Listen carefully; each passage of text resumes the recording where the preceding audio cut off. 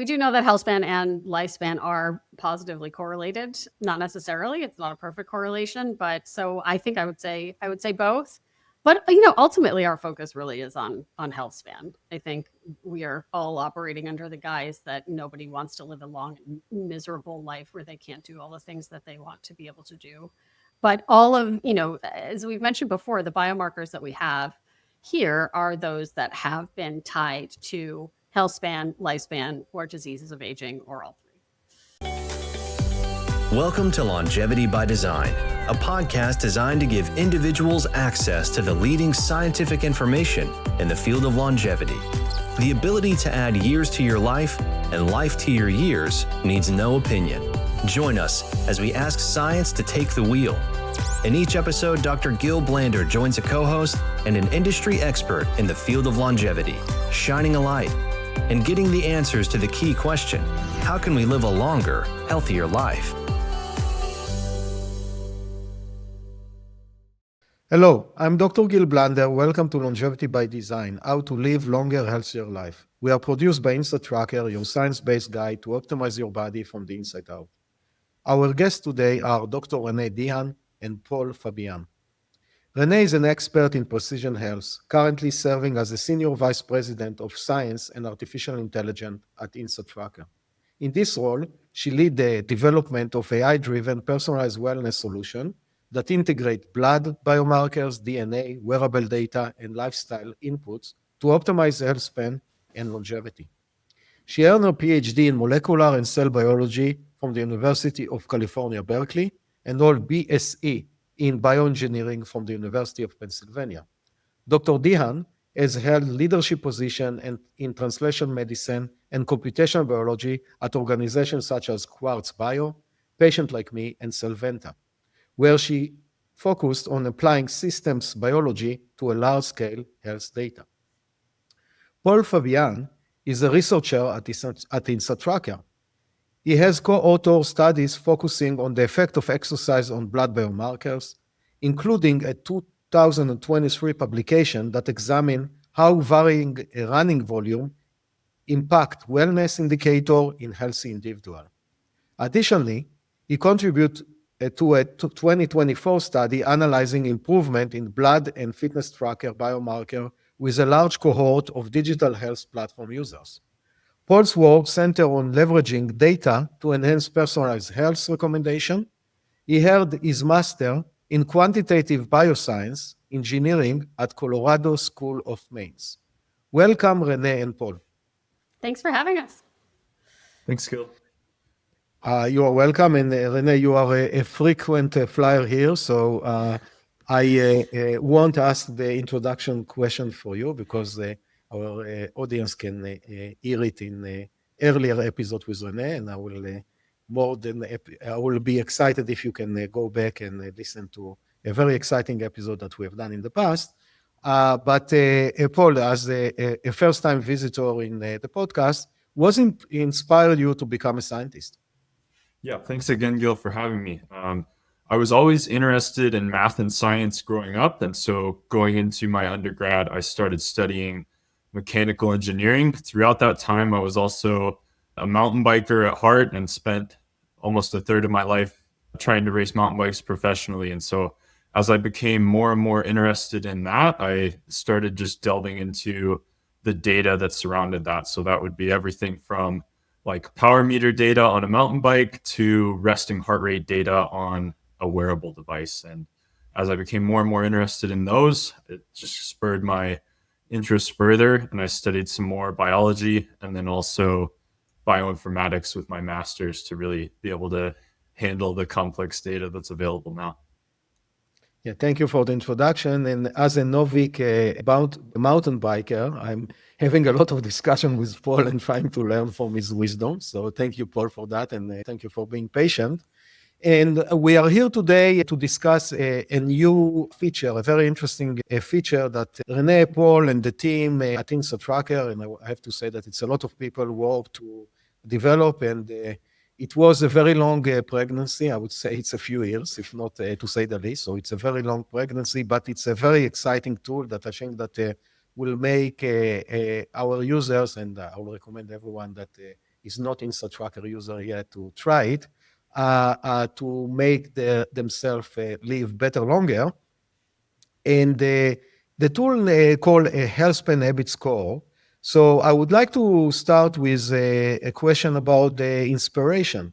What inspired the two of you and the rest of the team of InstaTracker to create or develop this tool?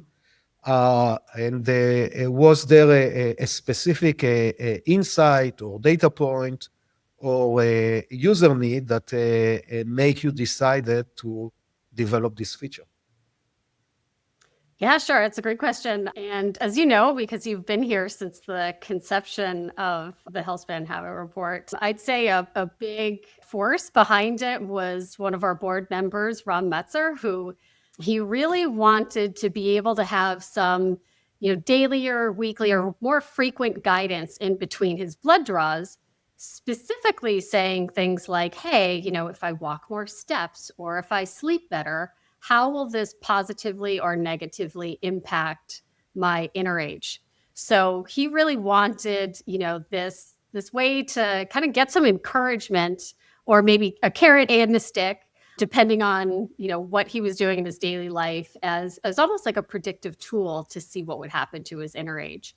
And really making a predictive model that is tied to your daily behavior and your actual inner age score is something that would require phenomenal amounts of data that we don't have. However, what we were able to do was kind of create a more kind of qualitative, behavioral based tool to allow our users to see what the potential impact of their daily or weekly habits could be on biomarkers of health span, including biomarkers that are part of our inner age calculation or a biological age calculation. But really, it doesn't matter, because these habits really focus on things that can be measured from, and Paul will go into this in much more detail, but things that can be measured from wearable devices, which are wonderful because they allow us to track what's happening from Monday to Tuesday to Wednesday to next week, right?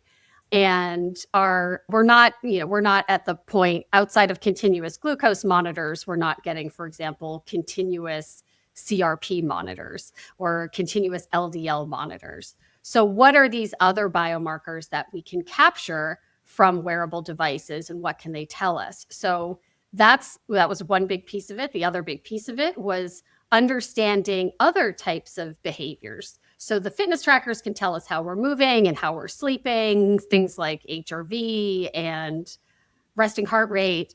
But the Inside Tracker application can also tell us other information about our behavior. So users have an opportunity to check in to their recommendations. There's a daily journal that will ask you, for example, how much caffeine did you consume yesterday or today? So you can track kind of these other lifestyle behaviors. And the idea here was we wanted to set up a scenario of cause and effect. So we wanted to be able to say, hey, maybe if I start exercising more frequently or taking more steps, could an effect be an improvement on my sleep? Or could an effect be an improvement, maybe downstream on a blood biomarker or something like that? So really, this was really what we wanted to do. And I think ultimately, and I know we'll talk about this more too, is we get a lot of cues on what we need to do from day to day, from week to week. But we gather a lot of data. So we really wanted to simplify the message and say, what are the one or two things that you need to focus on, given what you have been doing over, the last 6 weeks? Yeah. And I like the point that you mentioned, Renee, that it's not only this new feature. InstaTracker have a few other features that increase the engagement of the user during the process of improving their health span and lifespan. And as we know, because it's a lifespan challenge, and we need to make the user as engaged as possible. So having something that coming every week and making the user thinking about what have we done last week and what can he do in the next week in order to improve it, and everyone can improve. I don't know anyone that cannot improve. That's something very important that, to be frank with the audience, I don't know any entity that's doing a good job in that, in engagement the user for use an app that helping you to live better longer for life. And again, I'm not saying that InstaTracker is doing a great job in that, but this is a very good move in that direction. So thank you so much for the high-level introduction, Renee. And the next question related to that is why to focus on habit that drive for health span improvement, and how do you see this product bridging the gap between intentional and action for users? Yeah, great question, Gil, and Renee. Thanks for the introduction on the Healthspan Habit Report. That was great. I think just to reiterate there, like we at Insight Tracker, we have the DNA information that kind of provides one-time insights for the users. We have the blood tests that are on a more regular cadence, but not quite daily or even weekly. So this Healthspan Habit Report is going to leverage the physio data and then also these daily journal questions to really provide the user a more granular view in their day-to-day actions as they work towards their bigger health span goals. So one thing this report is really trying to capitalize on is to simplify all of these different metrics that are being analyzed and give the user a clearer picture on where they can improve. So in the center of this report, we have a large section of text that's just emphasizing the one thing the user can work on for that week. So that's really the take-home message of the report is we're showing you all of these different physio or daily journal question metrics, but if you really want to take action and improve, that one step has already been calculated to have the most impact. Yeah, and thank you for that, Paul. And that's super important for a user because all of us are very busy, and nobody want to have a list of 50 things that he should do. We want to know, okay, what is the most important thing that I should do this week? And hopefully that will help me to improve for next week. And maybe next week, the most important thing will be different. Maybe it will be the same, but anyway, I know exactly what I need to do. And now it's just on me to do what I was supposed to do. So that's a great explanation. And how does this report reflect InstaTracker broader mission to optimize health span and longevity?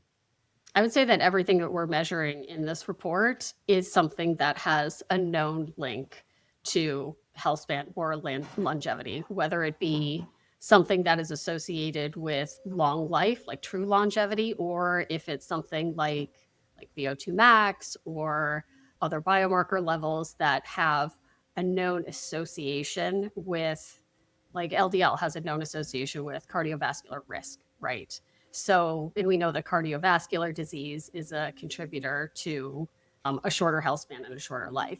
So everything that's in there is connected. So there's ample opportunity for improvement. Yeah. Thank you for that. And now when we understand the background and we set up the stage, I would like, with your permission, to dive into the science and the algorithm. And the first question that I have is, maybe can one of you walk us through how the Healthspan Habit Score is calculated, what make this scoring system scientifically grounded and useful? Sure. So just to build on Renee's point, every single habit or metric that was included in this score was hand selected for its scientific links to longevity. So everything that's being included was really filtered through that lens of what can a user either work on or track to be able to improve their health span. So what this health span habit score is really built around, the actual score, is that it's a weekly score that's calculated from 1 to 100. It's based on up to the previous 6 weeks of data for both these physiometrics and also the daily journal questions, depending on what the user's wearable device provides and if they are answering these questions. So it can include up to resting heart rate, your step count, the sleep duration, some sleep architecture such as REM sleep, deep sleep, or sleep efficiency. And then it's also looking at your exercise hours and your bedtime consistency. So it's in the physio metrics, it's really a mix of sleep, and also physical activity. And then for the daily journal questions, we're looking at alcohol intake, caffeine consumption, self-reported stress levels, electronic device usage prior to sleep, and then also a self-reported feeling of refreshness. And what's really unique about this report that provides interesting insights to each user is that for each of these metrics, we're using custom zones based on the user's biomarker values to score that metric as either positive or negative to that score. So for example, if we were to look at a user's steps, we're taking their age and sex into account as we've scaled these different zones. So for a younger user, 8,000 steps may be considered not quite as much as if an older user was getting an average of 8,000 steps. So it's really personalized in that regard for each of these different metrics. And then once we have all of this data for the previous 6 weeks, we're looking at both the trend and also the average value for each metric. So again, for steps, say the user's average step count over the past 6 weeks was 8,000 or 9,000 steps, that's going to be considered positively in the algorithm. So that's one part of the score, but then we're also looking at the trend for those 6 weeks, because there's a lot of different ways you could average 9,000 steps. You could be perfectly at 9,000 steps every day, or maybe in the beginning you were busy and not getting your step count goal, but then in the last couple of weeks you were exceeding your goal. So that's just going to be considered differently in the algorithm depending on what you're doing throughout the past 6 weeks. And I really like that time frame of being able to reflect on 6 weeks of data, because it's easy to get lost in like the day-to-day a little bit as you're looking as what you did today versus just yesterday. But over 6 weeks of time, you can really get a better idea of how your health is trending overall and not just like a day-to-day fluctuation. So once we have all of this information for these daily journal questions and the physio data, we have an algorithm that takes those average and trend values and creates that score from 0 to 100. And then what's really nice in the report is that we're showing that score from 0 to 100 for each of the past 6 weeks as it's been calculated. So you can really get an idea of how you're improving or trending within the past, say, 2 months. And Paul, one question about the time. Why 6 weeks and not 10 weeks or 2 weeks? Why have you decided to go with 6 weeks? Yeah, great question. I think that's just a more palatable amount of time for users to keep track of. It's maybe harder to remember what you were doing 10 weeks ago, but also with just 2 or 3 weeks, there's maybe not enough data to show a trend or just have enough information to analyze. So we looked at a couple of different options and settled on this 6-week time frame. Okay. And how do you determine which habits are most impactful for each week? Great question. So the report shows all of your different habits in what we're calling the contributing habits chart, which I think is a really useful way to kind of compare these different modalities all in one location. That chart just shows each habit either positively or negatively on one axis. So you can see directly how your step count is, say, comparing to your sleep duration just on this normalized metric that we have for these different scores. But as far as looking at which one was the most impactful, this is going to be based on the trend and average values. So for your steps, we'll calculate a value that shows your trend. We'll also calculate a value that shows your average. And then those are just compared across the different habits. So your lowest habit is going to be whichever habit contributed the most negatively to your overall 1 to 100 score. And then your top habit is going to be the one that contributed the most positively to that 1 to 100 score.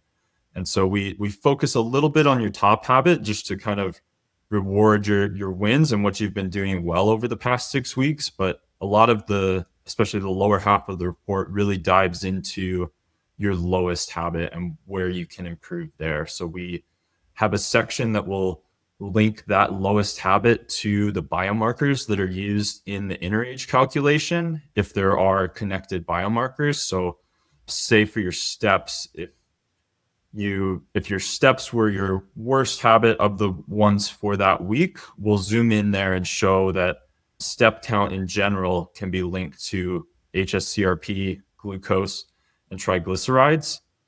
And then in a future version, we'd love to include the user's actual biomarker values there. But for now, we're just providing that general recommendation that steps can be linked to those biomarker values there. So we'll show that inner age section, and then there's another section of the report that's going to provide that main takeaway that we want the user to work on until they come back the following week to see the report again. And that's just going to include some very specific advice for the users on how they can improve their step count.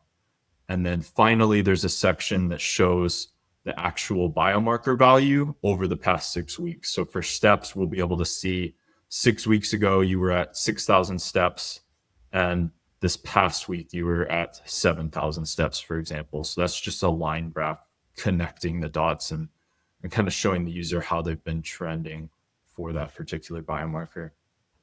And Paul, roughly, what is the size? Like how many variable maximum you can have for each user? The maximum would be if a user was answering all of those daily journal questions. So there's 5 of those.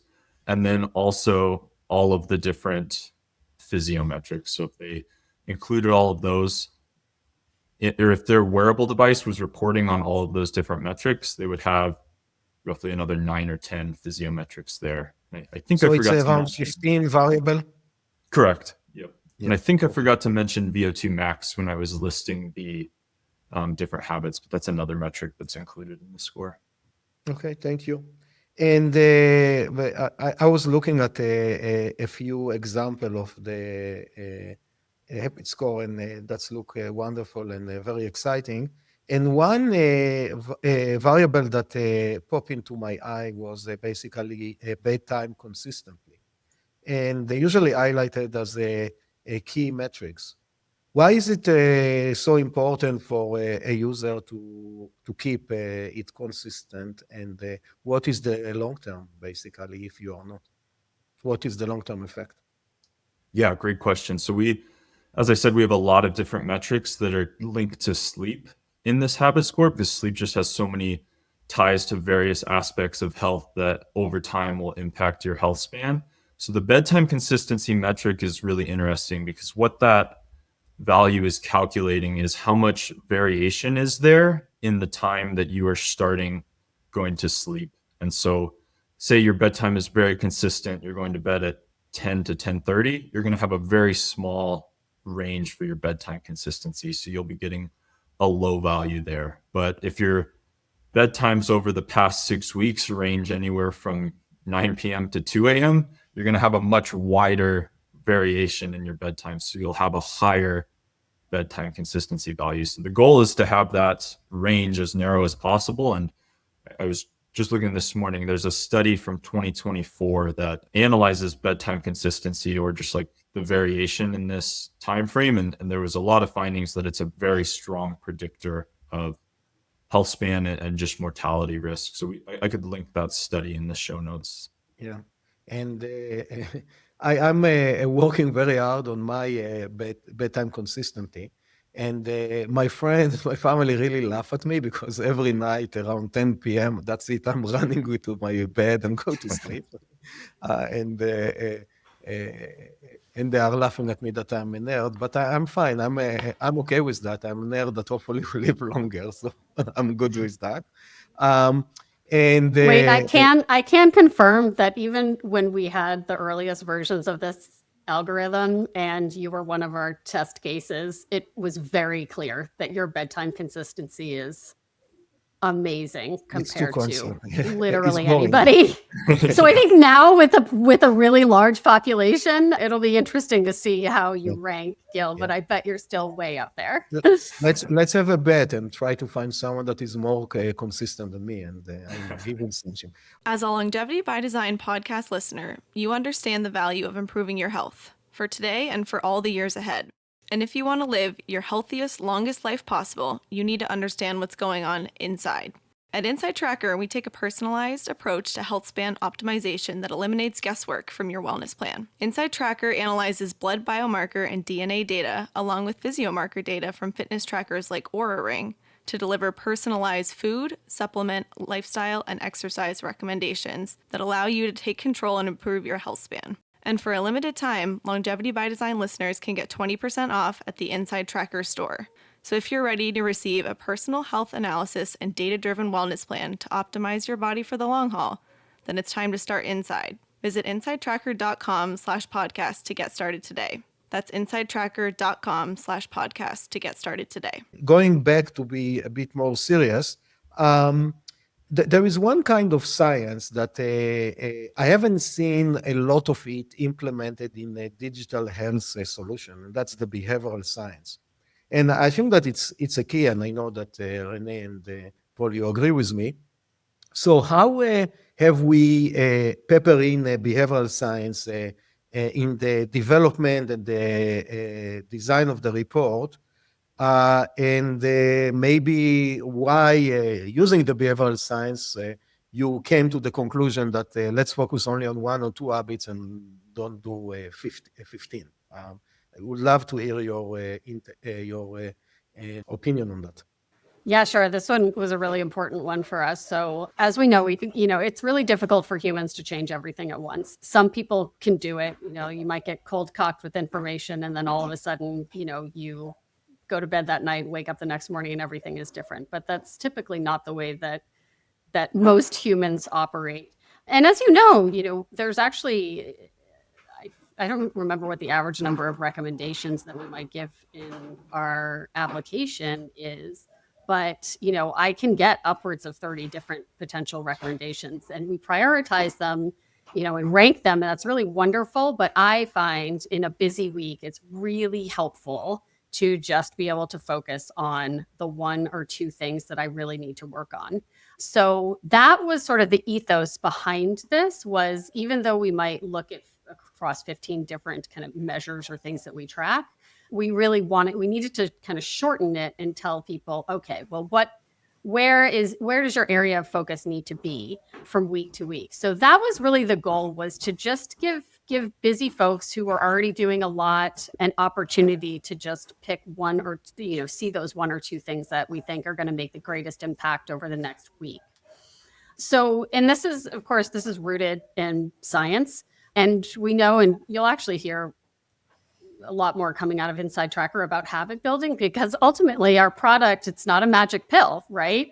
It's really about a big life change that's made over time with small bits and pieces. And so this is just one more tool to help us get there. And we know that there's, things called the habit loop, where there's a cue, a craving, a response, and a reward.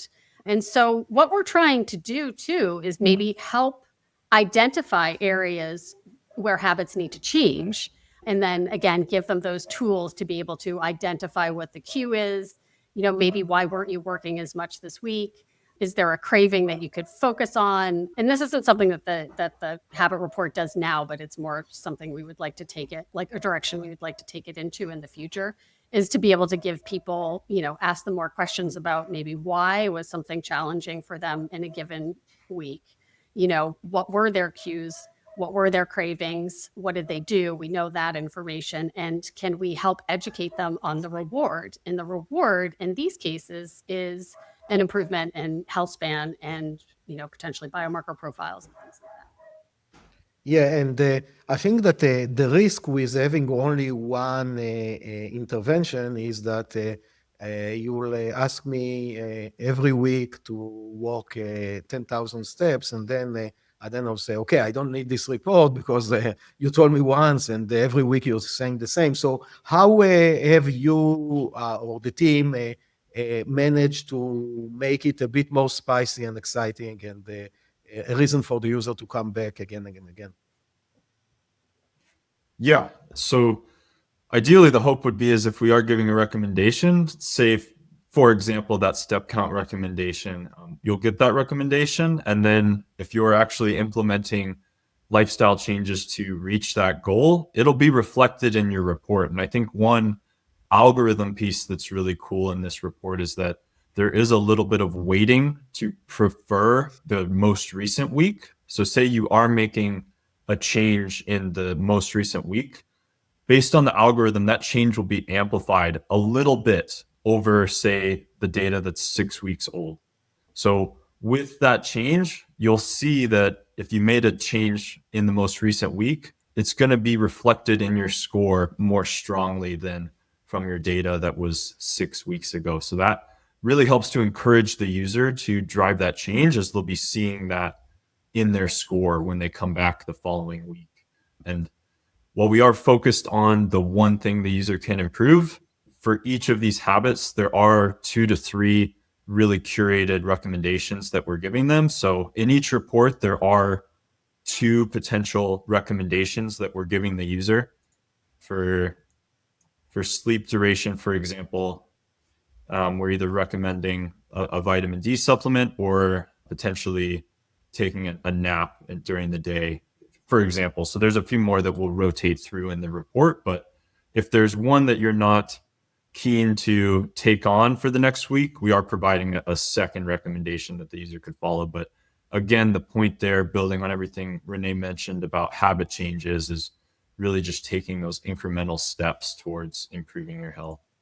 So if the user received the steps week after week, basically, I would say it's your fault. We told you to work more, you haven't done it. So we'll tell you again and again until you will do it. But in addition, if you really don't want to do it, you have an alternative that you can take and follow that. Thank you so much. And I'm really curious. I know that you tested it on some test population.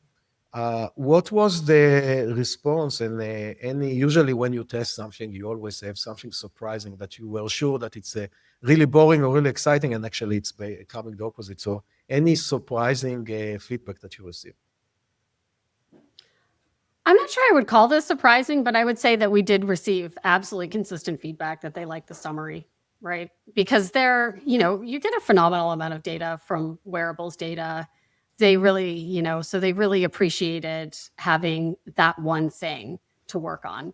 I do think that people are trying. You can be overwhelmed with, you hop on Instagram and there's a million different fitness influencers telling you a million different things to do. And I can get really overwhelmed. Like, should I be changing the way that I do my Bulgarian split squats? And, so I think, I actually think that the focus that's provided by it was a breath of fresh air. Yeah. That was the main thing. I agree. And I think that's you got into a very important point, Renee, about all the wearable. By the way, I have a lot of wearable on my hands, and I'm testing all of them. So they are providing a lot of information, but it can be confusing. And usually there is not the answer to so what. So what should I do now? And I think that if you can, at least in my mind, if you want to, what is the takeaway message from this discussion is we crossed the finish line, and now we have the so what. What should I do? Okay, I slept like that, I walked like that, my stress was this level, and I don't know, my resting heart rate is like that. No, what should I do this week to make myself better? And I know that the listener of this podcast, the Longevity by Design, if you listen to this podcast, most likely want to live better longer. So in that case, a report like that can give you a very good tip every week, because we are a very complex machine. And one day, and I'm sure that all of you have seen it, one day my resting heart rate is great, the other day is very bad, and one day my deep sleep is great, and the other day is not. So I think that it's I call it a continuous struggle to optimize your body, and it's very hard and it's changing. So tool like that can give you a lot of hint between the big reveal of blood biomarker testing of what really happening inside your body and this week, and how can you intervene in the best way to maintain your body in the best level as possible. So definitely makes sense what you said. And I think that another interesting point, and it's something that again, I think that looking at the industry, there are not a lot of entities that combine a lot of inputs together. Like if we're looking at a high level on Insta Tracker, we have data from a blood and DNA and fitness tracker, user-generated health data. So we're asking the user a lot of questions. And then you have now recently data from a food recognition. So say, okay, what you ate. It's very hard. It's a very hard task to combine all of them well, and then to communicate to the end user in a good way, because you have, I don't know, thousands of different variables. How are you going to communicate it to the users? And in this example of the habit score, you are combining data from basically a daily journal that the user fill in, and then you have data from the wearable. So how have you, what was your approach to combine them together?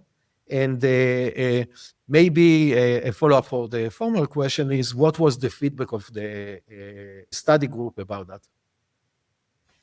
Yeah, great question. I agree. That's a challenge to be able to get different modalities of data to be like synthesized into one different mode. But in developing this report, we really spent a lot of time coming up with the different biomarker zones for each of these different habits that we're measuring. And so that's kind of a way to just normalize, say, your electronic device usage, which has very different units and implications than your step count. So this algorithm that we have takes all of these different habits that are measured very differently and capture very different aspects of your health, and just normalize them on this scale for the Healthspan Habits Score that's actually feeding into this 1 to 100 score that's at the top of the report.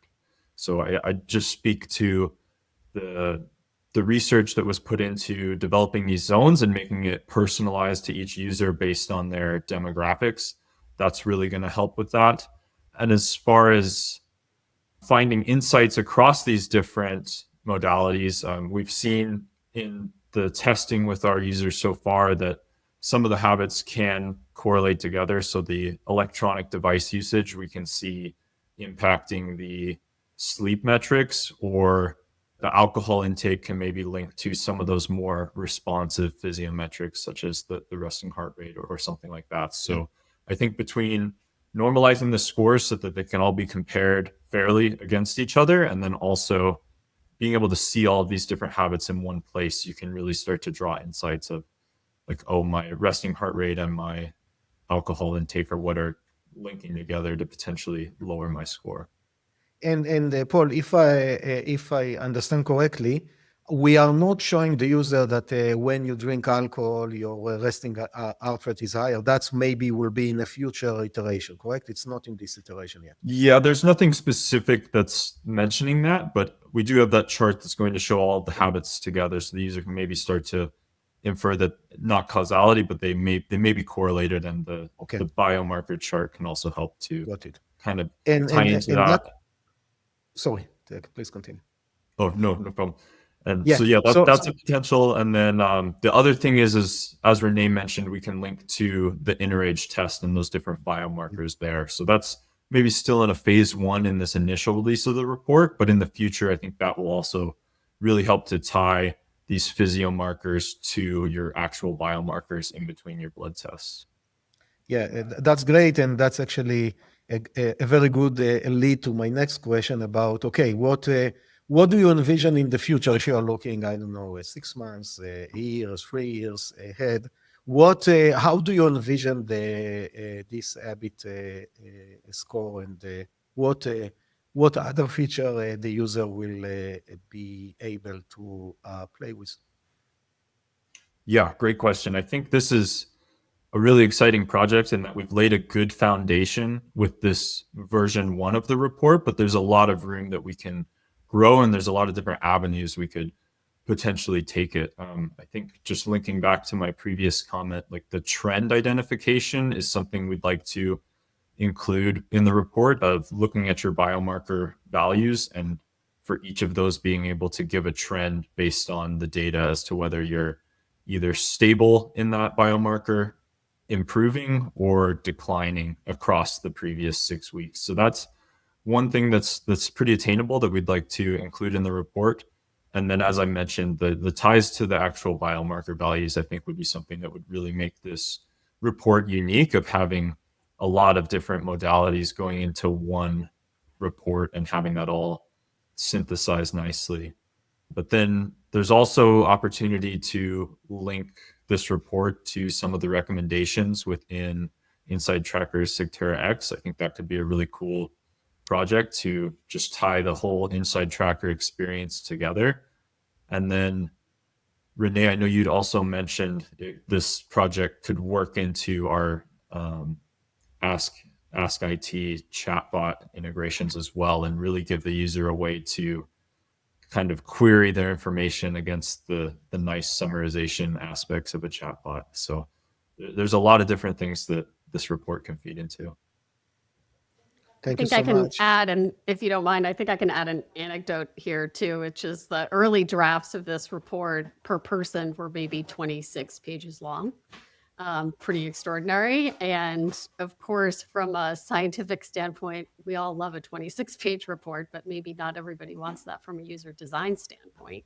However, kind of Paul's point with a chatbot is, in a future version, you would love to be able to feed that 26, have the chatbot be able to have access to that 26-page report, so then it could help summarize that information and users could still get access to it. So these are some of the kind of fun ways where we're thinking about incorporating AI into the future, and like the future versions of this tool and this algorithm. But one thing I would say too is we really welcome feedback from our users once Yeah. it's released. Yeah, so I agree with you. And one way to do it, if you are listening to this recording, please leave a comment on the podcast and or on YouTube, wherever you're looking, and provide to us some comments about if you tried it, what you liked and what you didn't like. Hopefully, you like everything. But even if you didn't like it, let us know. And also, if you haven't, let us know what would you envision to have in such a solution in the future. So it's definitely a very good point. Thank you so much for that, Renee. And I'm sure that our audience heard the term health span and lifespan 50,000 times. And so what is your opinion, Renee and Paul? This tool is more gear for health span, for lifespan, for both? And if both or one of them, please explain why. I mean, healthspan, we do know that healthspan and lifespan are positively correlated. Not necessarily, it's not a perfect correlation, but so I think I would say both. But ultimately our focus really is on healthspan. I think we are all operating under the guise that nobody wants to live a long and miserable life where they can't do all the things that they want to be able to do. But all of, as we've mentioned before, the biomarkers that we have here are those that have been tied to health span, lifespan, or diseases of aging, or all three. Thank you. And let's assume that I'm a user of the Healthspan Habits Score, and I use it for 6 months or a year constantly. So I'm doing it every week. What should I expect to feel, or what should I expect to see an effect? What is the expected effect of this tool on my life? Yeah, great question. I think that depends a lot on the user's initial experience. Like, where are they as they're coming into this report and seeing it for the first time? Looking at our population data, we have some users who are already doing really well in this score. They're scoring in the 80s or 90s, which is going to indicate that their exercise habits and also their sleep are pretty on track already. So for those users, I think we would just hope that they're able to maintain where they're at. They're already doing a great job with a lot of things to be able to score that highly. That being said, the report is still going to focus on the habit that has the lowest contribution to their score. And there's always, as you said, Gil, there's always some room for improvement or maybe even just learning across the different weeks. So for that user, I think we would hope they can just maintain their health and their score and maybe find those incremental improvements. But for users who are maybe coming in with more room to improve in either their sleep, their exercise and physiometrics, or either their daily journal questions, I think the goal over time would be that your lowest habit is maybe changing. If you come in and step count is your lowest habit, hopefully over time you're able to take these recommendations, implement them in a way that's sustainable so that in 2 or 3 months you can come back. Obviously, you'll be checking each report all along the way, but hopefully over like a 2 or 3 month span, you can come back and see, oh, my step count has improved. Now I can work on my bedtime consistency or whatever your next lowest habit was. So to me, if the report is really working, people are going to be seeing improvements in their health if they're implementing these lifestyle recommendations that we have for them. Yeah, no, I agree. And I think that it's unfortunate maybe to the very engaged that if you are very engaged and working on your body for a long term, usually the effect that you will see will be much slower than someone that smoke and sit all the day and obese and I don't know, and drink Coke all the day. So you need to take it into a consideration, but in a way, we are fighting against aging. So even staying at the same level, let's say for a decade, that's a great, great achievement.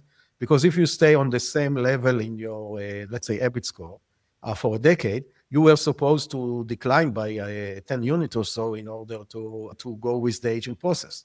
So we need to think about if you are someone that is already doing a lot of good things, your goal is to age as slow as possible. And still, it's hard and it's not as rewarding as someone that basically just needed to go to sleep at the right time and walk the right amount of steps. If you're doing it, that's great, but let's keep you doing it and allow you to live better longer. So thank you for that. And before I'm going into the last question, anything else that you like to say, Renee and Paul? I mean, I actually would love to take the opportunity to credit two other scientists that worked on this project. One is Caleb Harris and another is Namisha Schneider. So Caleb kind of worked on it in the beginning and set things up for our first pass at this. And then I'd also really love to double down and thank Paul, who has absolutely 110 million% taken us over the finish line for this and has had great ideas and execution. Yeah, absolutely. Thank you for doing that, Renee. And on top of those scientists, there are a lot of other team members at InstaTracker that work on that. It's a very big project that took a long time, and at least I'm really proud of what you guys made. So congrats for that. And I just want to finish with a question that we're asking every guest for the podcast is, what is your top tip for health span and longevity? For me, with my background, I've found that physical activity is really, just as a personal anecdote, that's something that I really am able to focus on. And I think a lot of times, especially with a busy schedule, it can be easy to think, oh, if I don't have an hour to do this workout or go on this run or whatever it is, that it can be easy to just jump from that to, oh, well, I'm not going to do anything now. So I think just getting in that small daily movement in whatever way you can is always going to have some sort of effect. And especially just having consistency in that, I think is really like a good global comment on health span and Yeah. improving And your health. and Paul, actually, that's connected very well to this score, because a lot of the things that the score is looking on that, and there is a lot of data in the literature that show that what is the biggest payment for your investment is definitely exercise. Of course, if you are a smoker, stop smoking, and if you are obese, lose weight. But exercise is very important to maintain your health. So thank you for saying that. Renee, any insight from you? No, I like what Paul said, and I still work on it too, because I feel like if I if I don't have an hour, I can't do it. But those little things definitely add up. But I don't know. I would say getting into the woods either alone or with friends. Yeah. That's it. Yeah, I me. think that's actually a very good point, because going into the woods, first of all, it's cleaning your brain, and second, you are exercising. So having a better, when I'm going outside, my mood become better by 2 seconds, because then you are not all the day on next to the screen or next to other stressful event. And second, you are exercising. So you are in a way killing two birds in one stone. So that's definitely something that is good to do. So thank you so much, Paul and Renee, for the great insight. And I think that we are coming up on our time. And again, thank you again, Renee and Paul. We look forward to exploring the research in the field of longevity each month with you and other leading scientists. For more information, please go to www.instatracker.com/podcast. Thanks for listening to Longevity by Design. Please subscribe to this podcast on Apple, Spotify, or YouTube. Longevity by Design is powered by Inside Tracker, a personalized health optimization platform that helps people improve their lives by improving their bodies from the inside out, using personalized, science-backed recommendations for nutrition, supplements, and lifestyle changes. To learn more, visit insidetracker.com/podcast.